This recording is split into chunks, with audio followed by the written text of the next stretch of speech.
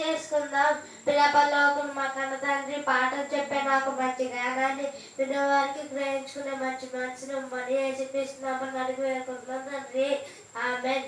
నా పేరు సాత్విక్. నేను చెప్పబోయే పాఠం పేరు దేవుడు అను దేవుని ధర్మశాస్త్రం ఎటువంటిది?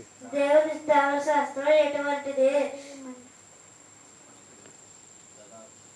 యథార్థవంతుడు ప్రేమ యథార్థమైనది ప్రేమను తెప్పరిల్ల చేయునది, నమ్మదగినది, బుద్ధిహీనులకు జ్ఞానం పుట్టించినది, నిర్దోషమైనది,